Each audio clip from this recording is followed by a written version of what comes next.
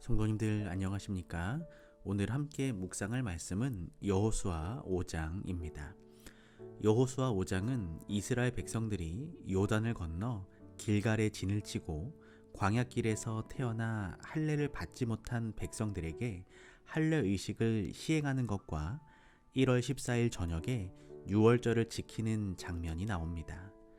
하나님의 기적으로 요단강을 건너온 이스라엘 대군 때문에 모든 가나안 왕들은 마음이 녹았고 정신을 잃을 지경이 되었습니다. 이스라엘은 요단강에서 가까운 길갈에 진을 치고 가나안에 정착할 준비를 시작하였습니다. 그리고 광야에서 할례 받지 못한 자들을 위해 할례를 시행하였습니다. 광야에서 태어난 모든 남자는 한날에 할례를 받았습니다. 신의 광야를 떠나온 후 지키지 못했던 유월절도 지켰습니다.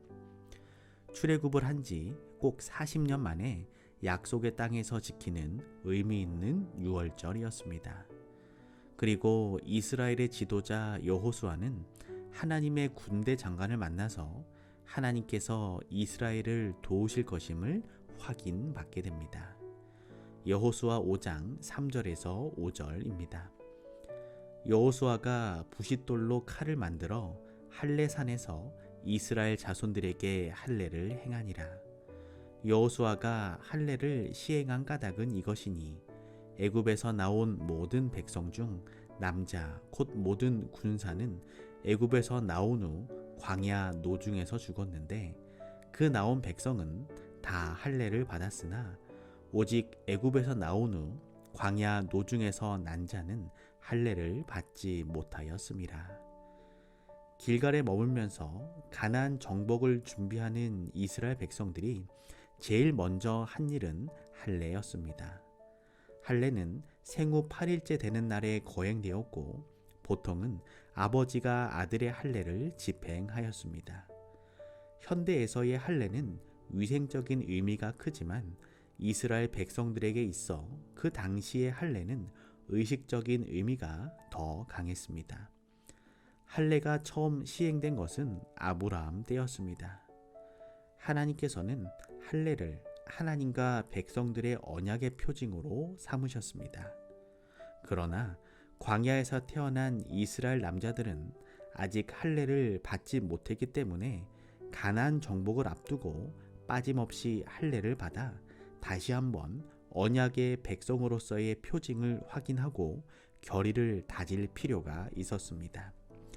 할례는 며칠 동안 고통을 수반하기 때문에 적진 앞에서 할례를 받는 것은 위험천만한 행동이었지만 그럼에도 불구하고 그것은 가나안 정복에 필수적이었습니다. 할례는 신약 시대에 와서 복음 전파에 부정적으로 작용하게 되었습니다. 유대인들은 구원이 유대인에게만 있다고 생각했고 이방인이 구원을 받으려면 할례를 받고 유대인이 되는 길밖에는 없다고 믿었습니다. 그러나 이방인들에게는 할례를 받고 유대인이 되는 것은 쉬운 일이 아니었습니다. 이방인들은 복음 자체는 환영했으나 할례를 받고 유대인이 되는 것은 원하지 않았기 때문에 그것은 복음 전파의 최대 걸림돌이 되었습니다. 그러나 바울은 할례 없이도 오직 그리스도를 믿음으로 누구든지 구원을 받을 수 있다고 가르쳤습니다. 그것은 정통 유대인들과의 사이에 심각한 갈등을 일으켰습니다. 이 문제를 해결한 것이 사도행전 15장의 예루살렘 총회입니다. 총회는 이방인에게 구원의 조건으로 할례를 요구하지 않기로 공식 결의함으로써 이 문제를 해결하였습니다. 구약의 할례는 신약 시대에 와서는 침례로 대체되었습니다. 골로새서 2장 11절에서 12절은 다음과 같이 기록하고 있습니다. 또 그 안에서 너희가 손으로 하지 아니한 할례를 받았으니 곧 육적 몸을 벗는 것이요 그리스도의 할례니라. 너희가 침례로 그리스도와 함께 장사한 바 되고 또 죽은 자들 가운데서 그를 일으키신 하나님의 역사를 믿음으로 말미암아 그 안에서 함께 일으키심을 받았느니라. 그러므로 참된 할례는 마음의 문제입니다. 그리스도인들이 받은 할례는 육체의 외적으로 받은 것이 아니라 침례로 예표된 마음과 생애의 내적 변화인 것입니다. 오늘 우리 그리스도인의 모습이 겉으로 드러난 모습보다는 마음의 생애의 내적 변화가 이루어지는 참된 변화가 있기를 소망합니다. 여호수아 5장 9절입니다. 여호와께서 여호수아에게 이르시되 내가 오늘날 애굽의 수치를 너희에게서 굴러가게 하였다 하셨으므로 그곳 이름을 오늘까지 길갈이라 하느니라. 하나님이 이스라엘을 애굽에서 이끌어낸 목적은 그들을 가나안으로 인도하기 위함이었지만 가데스에서의 반역으로 인하여 그렇게 할 수 없었습니다. 그들에게는 하나님의 선택된 백성으로 구별하는 표인 할례를 받는 것도 허락되지 않았습니다. 할례 의식의 중지는 그들에게 이 언약을 깨뜨렸다는 사실을 끊임없이 증언했습니다. 그들이 언약 밖에 머무르는 한 하나님과 그들의 관계는 마치 애굽을 떠나지 않았을 때와 같은 처지에 놓이게 되었던 것입니다. 애굽에서 그들은 노예였고 하나님과의 언약 관계도 희미해져 갔으며 할례도 받지 못했습니다. 요단강을 건넌 지금도 애굽의 수치는 여전히 그들 위에 있었던 것입니다. 하지만 이제 애굽에서 구원받은 것을 기념하는 유월절의 회복과 할례의 재개를 통하여 그 애굽의 수치는 사실상 벗겨졌습니다. 즉 수치가 굴러간 것입니다. 가나안에서 그들이 첫 번째 진쳤던 장소를 굴러감을 뜻하는 길갈이라 칭한 것은 애굽의 수치에서 벗어나 굴러간 것을 기념했던 것입니다. 오늘날 하나님의 백성들에게도 애굽의 수치가 머물러 있을 수 있습니다. 우리 역시 오래전에 하늘 가나안에 들어갔어야 했지만 이스라엘처럼 세상 광야에서 방황하고 있는 모습일 수 있습니다.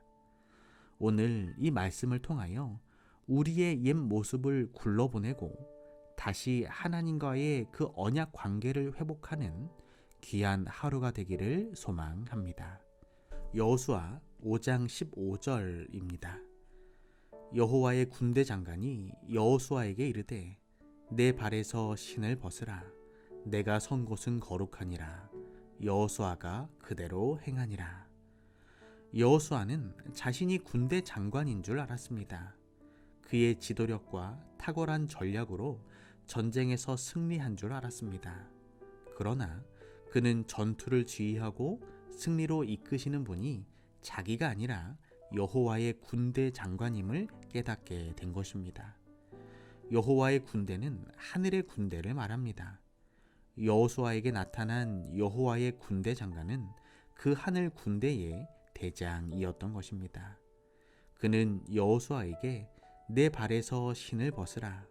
내가 선 곳은 거룩하니라고 말하였는데 이것은 떨기나무 가운데서 모세에게 소명을 주실 때 하신 하나님의 말씀이었습니다.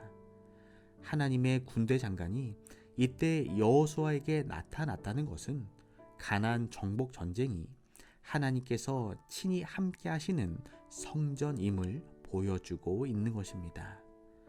오늘 대쟁투의 삶 속에 군대 장관 되어주시는 우리 하나님을 믿고 의지하고 또한 승리하는 하루가 되시기를 소망합니다. 오늘은 박준범 집사님 가정을 위하여 기도합니다. 사랑의 하나님, 박준범 집사님의 삶이 하늘의 군대 장관 되시는 우리 주님과 동행하는 귀한 삶이 되게 하여 주시옵소서. 매일 내려주시는 영적 만나를 통하여 이주미 집사님과 박휘상, 박소현, 박소민 자녀들의 삶이 영적으로 충만한 삶이 되게 하여 주시고 언제나 하나님의 거룩한 말씀 가운데 거하는 귀한 삶이 되게 하여 주시옵소서. 사랑의 예수님의 이름으로 기도합니다.